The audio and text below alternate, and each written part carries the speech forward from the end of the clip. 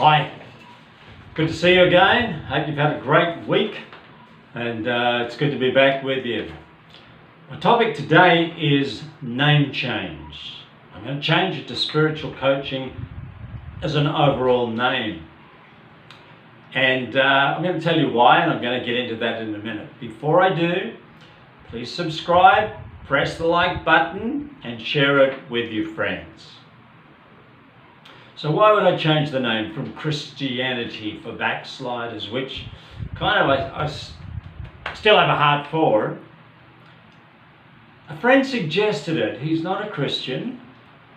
I first met him, I've talked with him lots because I was talking to an atheist at a conference back in a few years ago now, and I was telling this atheist about my encounter with Jesus Christ and how I encountered him. And this guy said to me, I want what you've got. So he teases me about, believing in God and that, and he has his ideas, and he's a great friend, and he'll probably watch this and giggle at himself. But the thought of it resonated with me, because he was basically saying, I enjoy what you say, I want to hear it, I want to follow it, and if I didn't know you as a friend, that would preclude me. So I don't only want to communicate with Christians, I want to communicate with anybody who wants to listen. To tell you why, and to get into it a little bit in terms of some thought and some substance rather than just the form, I want to talk about the transfiguration story of Jesus. It's an amazing story. It's reported in 3 of the Gospels in the Bible, the Gospel of Mark, Matthew and Luke. And it's an amazing event. It's an amazing event where Jesus became bright like the sunshine. I mean, he was hard to look at. It was something like an out-of-body experience. I mean, we all believe in something, I think most people believe in an invisible realm and there's something after. We're all a little bit apprehensive of, going there because we've never been there. And sometimes it's like these encounters with the spirit realm invade the earth. And I wonder if some of the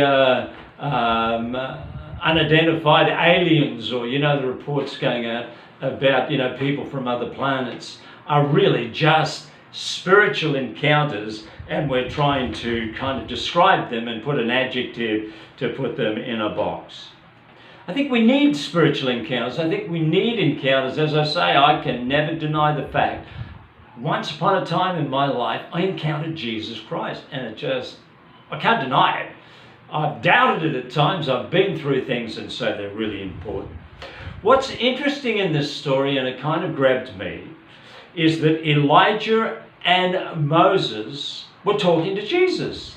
I don't know how they knew it was Elijah and Moses. I mean, nobody had a photo of who they were, but they kind of knew it. It's like maybe in a realm outside of this earth, we will actually be able to identify who's who. I don't know. I mean, the way the technology and digital technology works, it's amazing to think what man can do now. So the invisible realm would be something. But what they're doing is they're speaking to Jesus about his departure. That's what I like. They were coaching him. They're speaking to him about his departure in Jerusalem, which he is about to accomplish, and it's speaking about his death. It could mean no other thing. His departure in Jerusalem is referring to his death.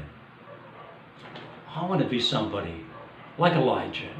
I'm not Jesus, but I want to be somebody who, like Elijah and like Moses, is able to report and talk about things and help people get going in their lives, drawing from my own encounters, my own experiences, and the things I've learned along the way. I used to be a pastor, I told you about that. I'm not anymore. I loved being a pastor, but I'm not anymore. My life has gone through things. I don't think I should wear that tag anymore. Although some people still call me a pastor. I tend to say to people, Rick used to be a pastor, and my favorite line I've shared before is, I used to be, now I'm a friend of sinners. Well, I'm a forgiven sinner, but I'm still a friend of sinners. We all need coaching. You need coaching in your life, dealing with some issues, rejection, unforgiveness. There's so many things. Jordan Peterson is one of my favorite people who talks about these psychological issues, and he's really like a coach, and I really appreciate that. So I want to do that for you, and I hope you'll watch.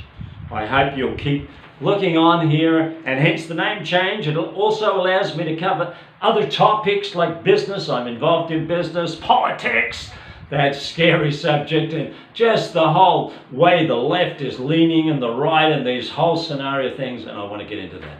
So I trust you'll like today. Please like it, please share it, and please subscribe, and I'll see you next time under a different name, but still me, just wanting to coach you along in your life. God bless you. Take care.